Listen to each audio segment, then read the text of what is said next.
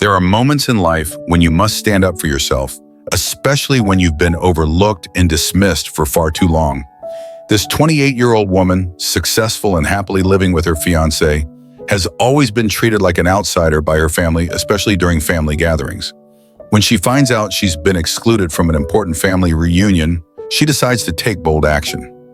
Not only does she show up uninvited, but she also drops a huge bombshell that leaves the entire family stunned. You won't believe how they react when she reveals the shocking news. Before continuing the story, tell me which city you are watching from. I want to know how far this video has come. Don't forget to like and subscribe to the channel so I can send you exciting stories like this every day. My family didn't invite me to the reunion, so I showed up unannounced, shared my engagement news, and finally took a stand for myself.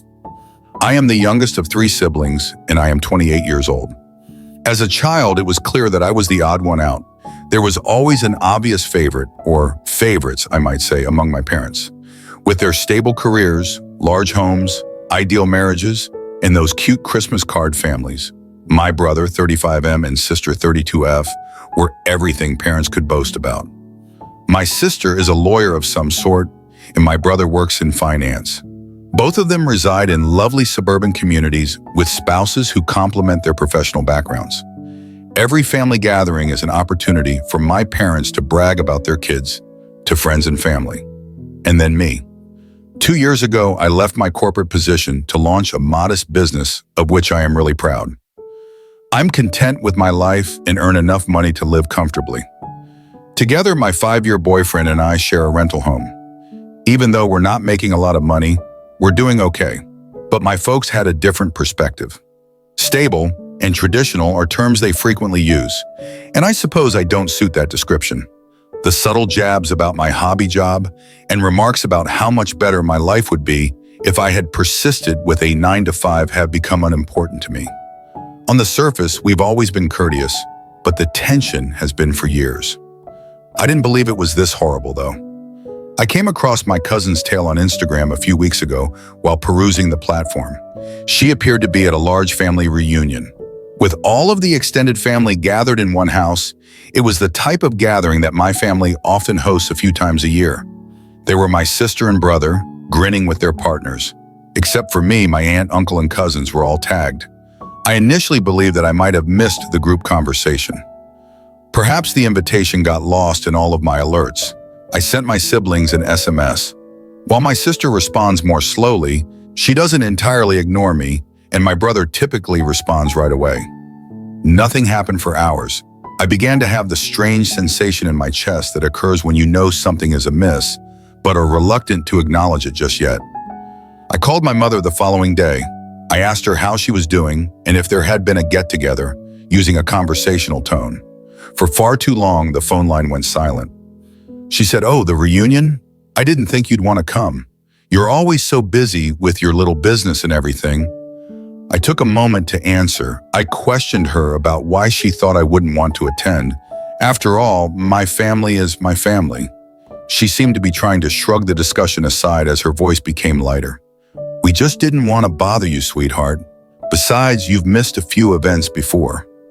Indeed, but primarily due to work, and not without informing them. As I persisted, it became increasingly evident that my absence was not an accident. They hadn't forgotten me. They had declined my invitation.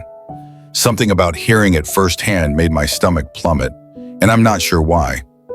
I hung up and sat there listening to the exchange again. I had previously experienced exclusion. Plans for many of the holidays seemed to center around my brothers' or sisters' families.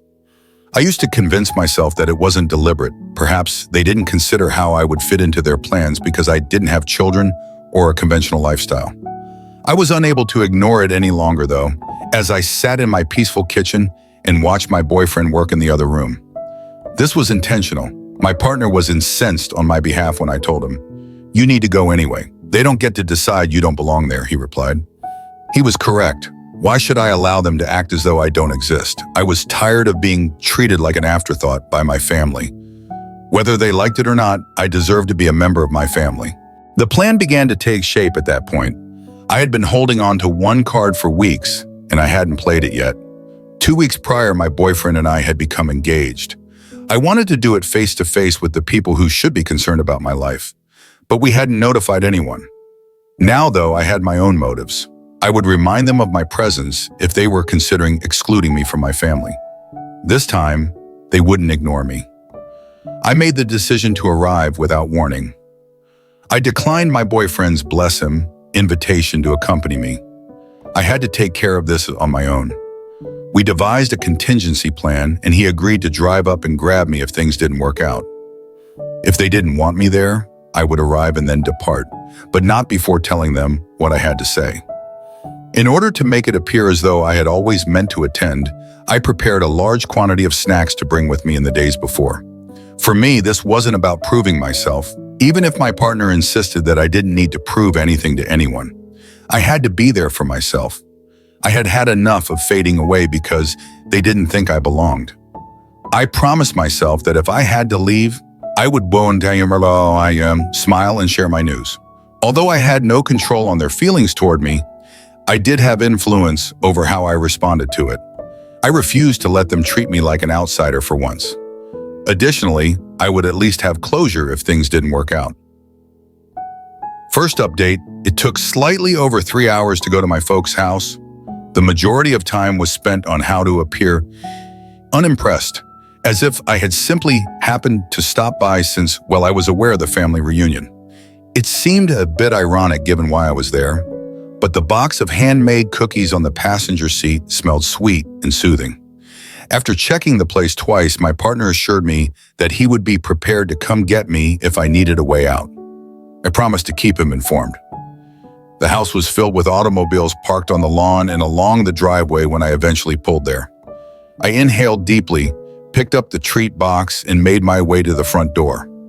From within came the sounds of music, laughter, and clinking dishes. I stepped through the slightly open door. The noise stopped as soon as I entered.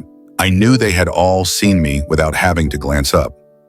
I sensed dozens of eyes swinging toward me as conversations broke off in the middle of sentences. My mother recovered first. She hurried over, her voice too happy and high. "Oh, you succeeded! How unexpected!" She merely patted my arm and moved away without giving me an embrace. Her eyes did not meet the phony warmth in her voice. There was an uneasy shuffle of movement in the room. People resumed their talks, but things had changed. Before my brother vanished into the kitchen, I saw him and my sister looking at each other across the room. Standing with her husband, my sister gave me a quick look before launching back into a boisterous discussion with other aunts. Across the room, I saw my cousin, the same person whose Instagram tale had given me the hint. Despite her apparent astonishment at seeing me, she nodded and smiled slightly. On the dining table, I set my package of goodies next to a spread of what appeared to be catered cuisine. Nobody even looked at my belongings. It hurt when I heard an aunt whispering to someone by the hallway. Did they not invite her on purpose? While I was moving through the room, I slipped by them into the living room after pausing to check my phone. My cousin drew me aside a few minutes later. She lowered her voice and looked over her shoulder. "They didn't think you'd come. Your parents, well, they didn't think you'd fit in here anymore." In spite of her apparent remorse, she said, "Fit in," as if I were a shattered puzzle piece in a family portrait. My dad was by the drink station when I left, but I can't recall what I muttered in response. I made the decision to give it a try. I questioned him why no one had told me about the reunion. As he filled the glass, he hardly raised his head to say, "We thought you'd be happier doing your own thing." The words hung thick in the air, yet it wasn't unkind. Since it was clear that I would not receive answers, I didn't press him any further. I didn't feel like making small chat with relatives who were acting as though they didn't see me, and the box of cookies I had brought was still unopened on the table. But it wasn't all bad. A few of my younger cousins approached to greet me. I felt a little better when they inquired about my company and mentioned that they had seen some of my work online. Someone cared about my life, at least. Once more, there was a bustle of talk in the room, and I sat down close to the corner and browsed through my phone idly. I simply needed time to think on what to do next. I didn't want to cause a scene. My sister's voice broke through the commotion at that point. Her face was beaming with joy as she clapped her hands. The room fell silent as she said, "Everyone, I have some news to share." And everyone's eyes shifted to her as she revealed she was expecting her second child. Cheers broke out. As everyone applauded, a few uncles made a joke about placing wagers on whether it would be a girl or a boy. My mother appeared as though she could burst with joy. Nobody gave me a sidelong glance. As I stood there, I heard the laughter and congrats. I seemed to have vanished once more. As usual, the same motif. The fact that I was present was irrelevant. The fact that I had arrived, even though I hadn't been invited, didn't matter. They would always treat me like an outsider and glorify my siblings. Something broke inside of me. I'm not sure if it was my dad's departure, the rumors I had heard, or the fact that my cookies were still unopened. Perhaps it was everything. I took a glass off the drink table and gave it a loud fork clink. Heads turned to face me as the room gradually became quiet once more. After enjoying the attention, my sister became irritated. I choose to disregard it. Well, I continued steadily, I have something to say too, since we're sharing big news. Second update. As soon as I walked in, the place was silent once more. All eyes were on me, all conversations halted, and forks froze in midair. But compared to when my sister revealed her pregnancy, the attention wasn't as enthusiastic or welcoming. I felt as though I had disturbed a sacred item. Despite my racing heart, I stood up and held my hand firm. I just wanted to share some news of my own, I said. I raised my left hand to reveal the engagement ring, which sparkled in the light from the dining room. No one responded for a second when I said, I got engaged 2 weeks ago. The silence was then broken by a few dispersed claps. From the side of the room, my little cousins, God bless them, cheered me on. The rest of the room remained motionless, as though they were still processing it, but a courteous uncle gave a nod of assent. Before forcing a faint smile, the kind she typically saved for strangers, my mom's face fell. Why didn't you inform us earlier? Her voice sounded more like an accusation than one of enthusiasm or inquiry. Her gaze flicked to the ring and then returned to me. I didn't think twice. I said, loud enough for everyone to hear, I wasn't sure you'd care. I wasn't invited here after all. I assumed you no longer wanted me to be involved in family matters. Discomfort spread throughout the room. Pretending to check their phones, people looked at each other or moved in their seats. After standing by the kitchen doorway, my brother moved forward and pushed off the frame. His voice was sharp and his face was crimson. You are not the focus of this. You have to put yourself first at all times. There was a response to that. A few whispered to themselves, not now. Yet I could sense that everyone was observing. My brother's crossed arms and intense gaze made it difficult for me to speak. So I did. Really, I shot back.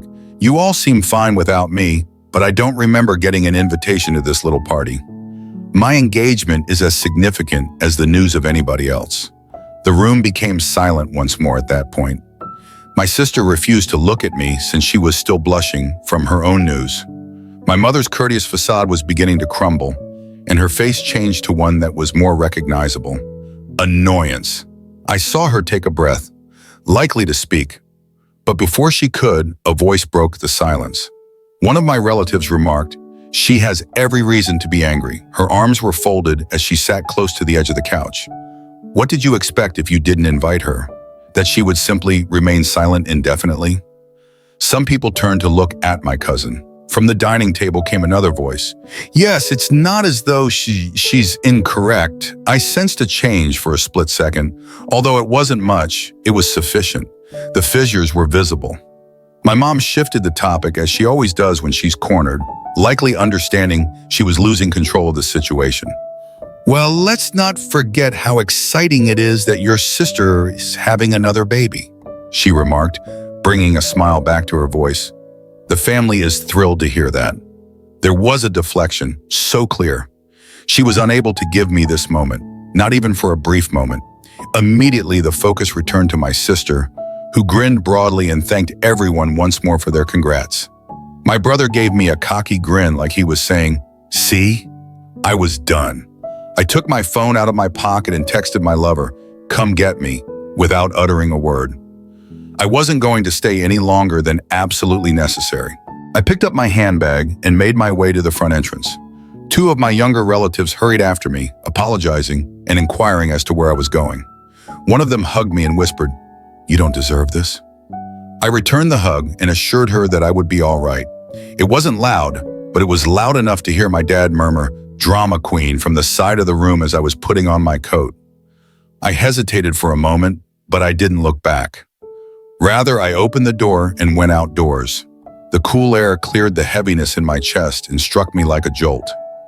One of my relatives came running out after me before I had gone halfway down the driveway. Her shoes crunched on the gravel as she jogged to catch up. "Hold on," she yelled. I paused and looked at her.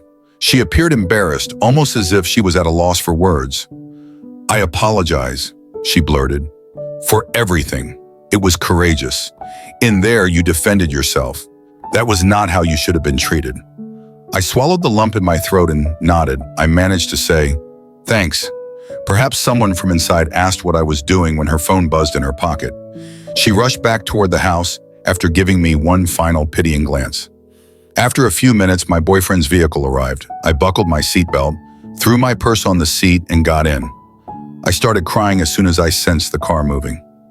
The tears flowed quickly and forcefully, like if I had been suppressing them for hours.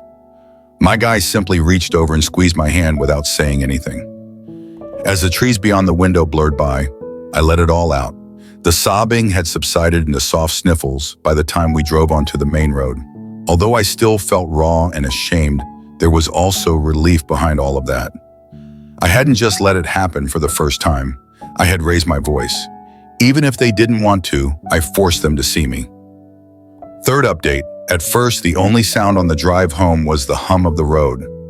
As my fiancé drove, I gazed out the window, mentally reliving every moment of the recent reunion.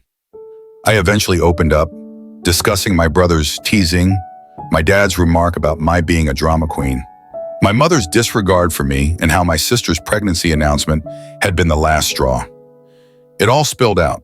With his palm resting on the gear shift, my fiancé listened and occasionally nodded. "You did the right thing," he added, looking over when I was done. "They have no right to declare you unimportant. We will proceed without requiring their consent." It was helpful to hear, yet I remained silent. My phone buzzed as we got close to home. I looked down. The cousin who had followed me out of the gathering had left me a message. "You were correct. For a long time, your parents have been discussing you behind your back." I straightened my posture. There was more to the message. "I apologize, but you must understand this. Your mother told everyone that your lack of a steady career makes you a disappointment. Additionally, she stated that your sister's announcement is far more significant than your engagement." It didn't seem fair to me. In an attempt to comprehend the words, I read them twice. I was still looking at the screen when I received a second message, this one containing screenshots. It came from a family catch-ups group chat, of which I had obviously been excluded. My mother's name was prominently displayed in one of the screenshots.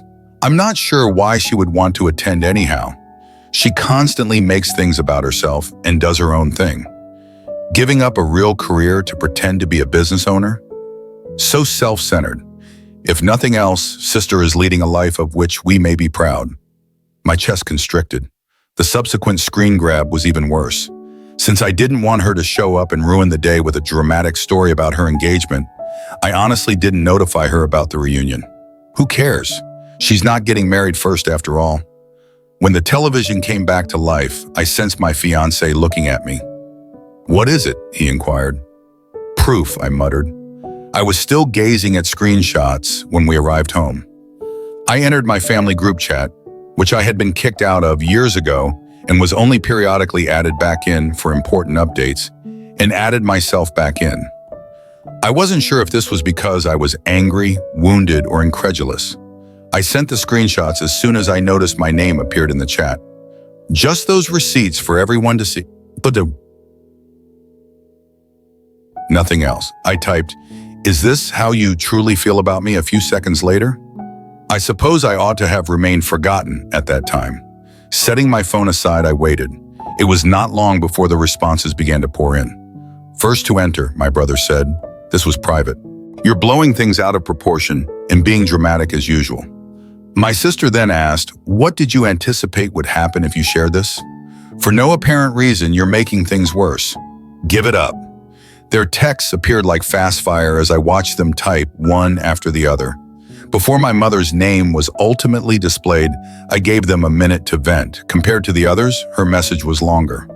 Those remarks were misconstrued. "I don't like you creating all this needless drama and you're reading too much into things. You've been overly sensitive all along." Taken out of context, I scribbled a response as I took up the phone once more. "I'm offended because this is not how any parent should discuss their child. This is your opinion of me, even though I wasn't invited to my own family's reunion." My dad's name showed up in the chat for the first time, but he only typed a scene tag beneath my message instead of typing anything. I didn't stay to finish reading it. I threw my phone onto the couch and placed it on silent. Sitting beside me, my fiancé drew me in. However, my phone buzzed once again shortly after. One of my aunts sent me a private message saying I had no idea that any of this was going on. "I sincerely apologize for the treatment you received. You're worthy of better." And another reply arrived a few minutes later saying, "We're proud of you for standing up for yourself. Nobody should be able to convince you otherwise." Although it wasn't much, it gave me hope that I wasn't going insane.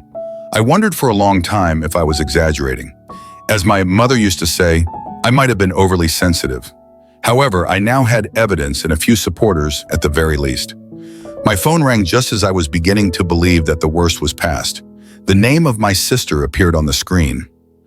I nearly didn't respond, but I did. She wasted no time at all. She remarked, "You're destroying the family dynamic. What prevented you from letting it go?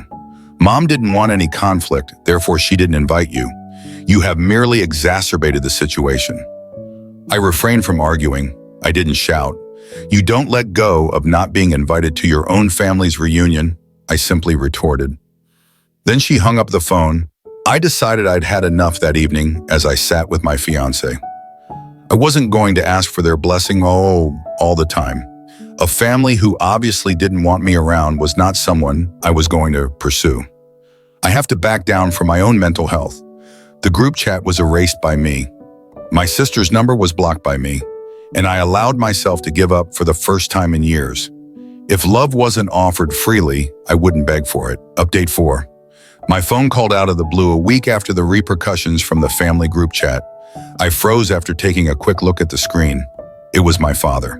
For background, I didn't get many calls from my dad. Never. I was astonished to see his name appear because he mainly left family affairs to my mom. I considered leaving it on voicemail, but my curiosity won out. I took it up. He initially only made the customary awkward small talk. After a lengthy silence, he finally stated that he wanted to clarify the reunion. He spoke in a rigid, nearly practiced voice. He maintained it wasn't intended to harm me and referred to it as a miscommunication. I hadn't heard anything like an apology from him in a long time. I didn't give him a pass. I inquired as to why I hadn't been invited earlier. After struggling to find the right words, he finally said, "It wasn't intentional." I told him that didn't make sense, since how can it be an accident to forget to invite your own child? I persisted, reminding him that my mother's own remarks in the group chat demonstrated differently, but he didn't respond. A second too long, the silence lingered, and then he broke. Quietly, he acknowledged, "She believed it would be better that way. Your mother did not wish for any conflict." That's when I heard it.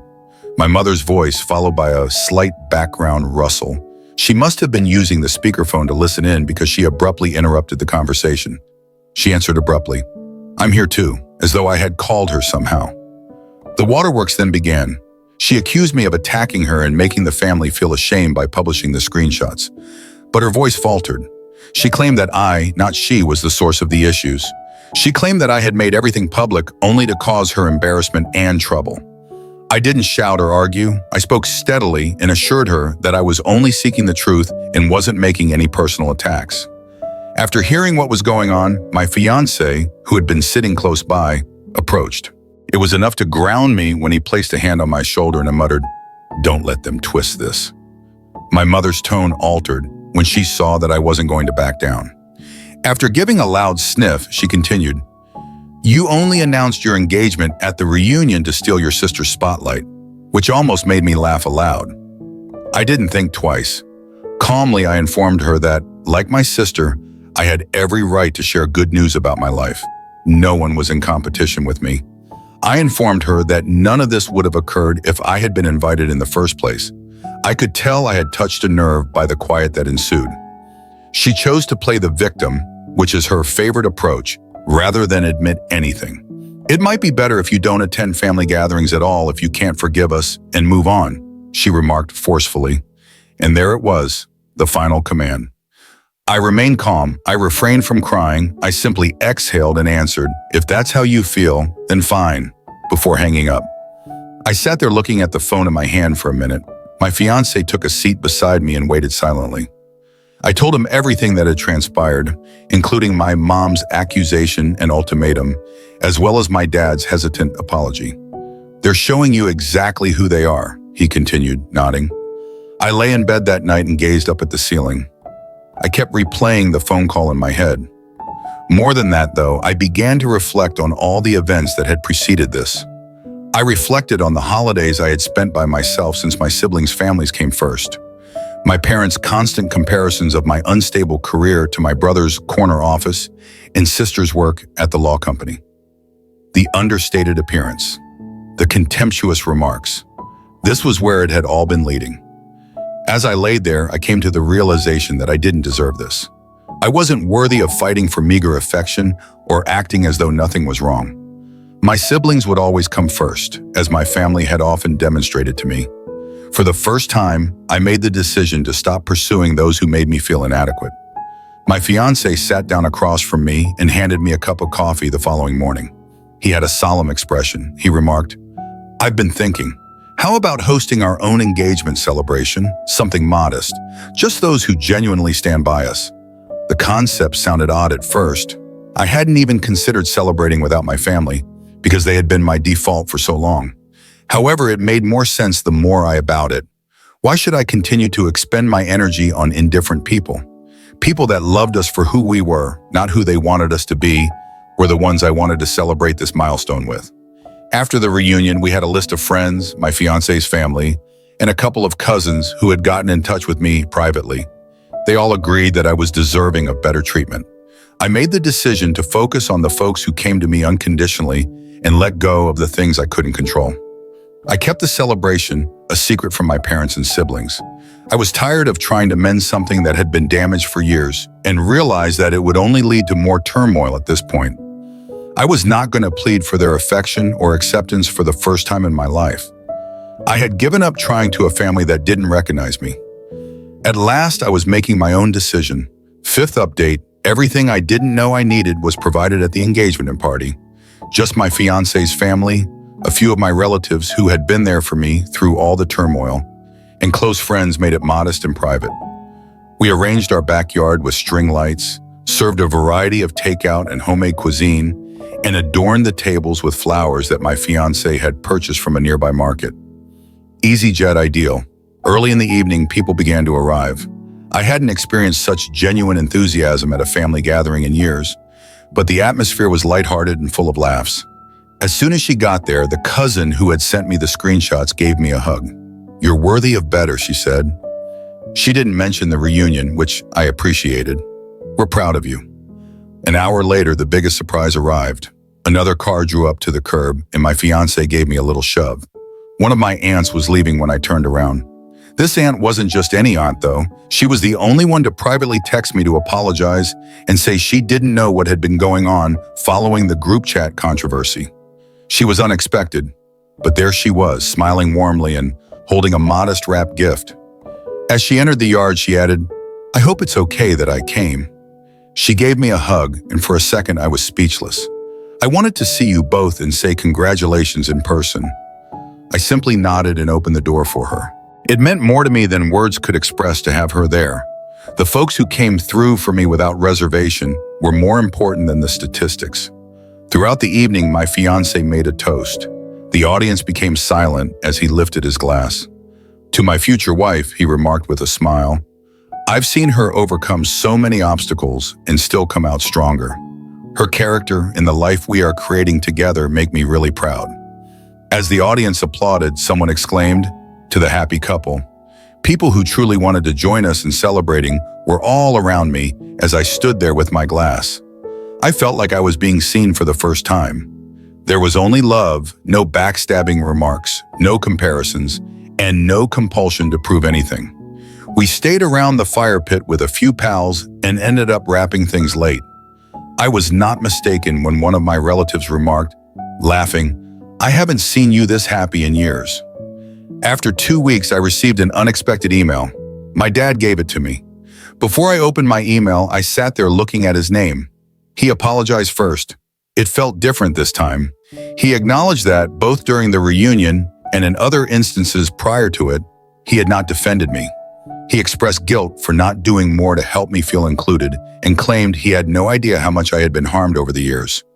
"I know I haven't spoken anything when you needed me to," he wrote. "Even though it might take some time, I hope we can begin repairing our friendship." I scrolled down after reading it twice. His addition at the bottom, "Your mom still doesn't see things the same way," caused me to pause. I'm not sure whether she will ever own up to her faults because she feels like the true victim in all of this. I also apologize for that. Although it hurt, it wasn't shocking. My mother had never taken responsibility for anything. I took some time to consider my response, and then I typed up a brief one. I praised my dad for getting in touch and let him know that while I valued his words, I value his deeds more.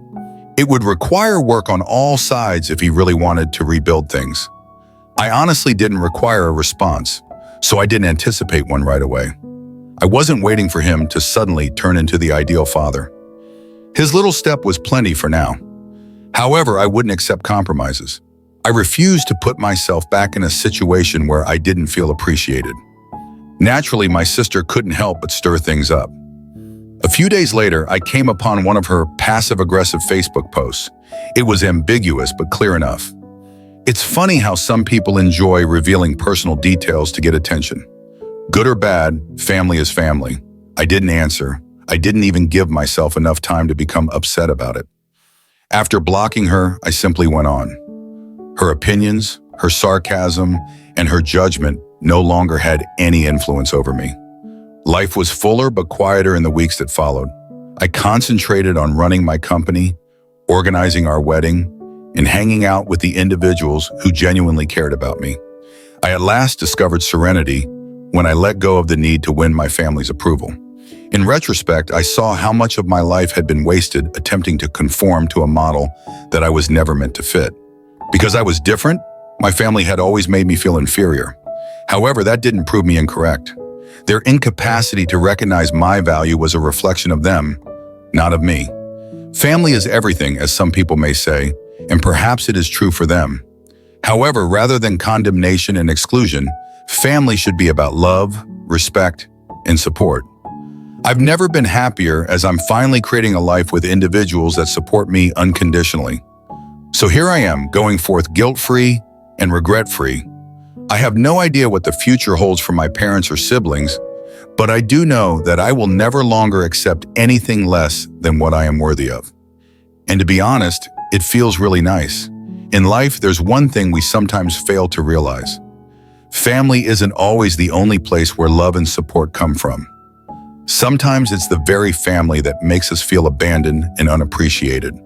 The 28-year-old woman in this story is a perfect example of being treated unfairly by her family, even though she spent her whole life trying to be the perfect daughter, sister, and family member.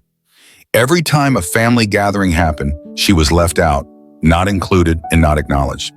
But her story doesn't just end with disappointment. It's a story of strength, courage, and self-respect. When she discovered that she had been excluded from an important family reunion, instead of accepting her absence, she decided to stand up, assert herself, and prove that she was a vital part of the family. She didn't just show up, she shared a piece of exciting news, her engagement announcement. Knowing well that her family might not be enthusiastic, she courageously shared her happiness because she realized that no one had the right to make her feel unworthy of love and respect. In the end, this woman no longer allowed herself to be drowned in silence or the feeling of being overlooked. She realized that those who couldn't respect and love her in the right way no longer had the power to decide her life. She turned a new chapter in her life, leaving behind those who couldn't see her worth, and began creating a life with those who genuinely loved her. In that moment, she understood that happiness didn't come from family or societal approval. It came from herself, from the freedom of loving and respecting herself. Like a leaf in the wind, she had once felt lost in her family, feeling like she didn't belong to the perfect picture everyone else expected. But now she had become a strong tree, unshaken by anyone's opinions. She had overcome challenges and found peace within herself by standing up, being true to herself, and accepting her own decisions. We may not always change everything, but we can always change how we view and treat ourselves.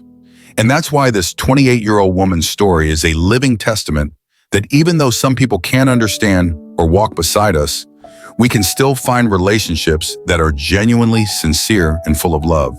These people will never make us feel abandoned, but will always be there to support us through every step of life. Just like her, we have the right to live for ourselves, and we don't have to live up to anyone else's expectations. Have you ever felt like her? Have you ever felt like your family doesn't truly understand or appreciate you? Have you ever lived in a family where every decision you make is seen through the lens of judgment? If so, this story is for you, a powerful reminder that you deserve love and respect, and you have every right to stand up for those things.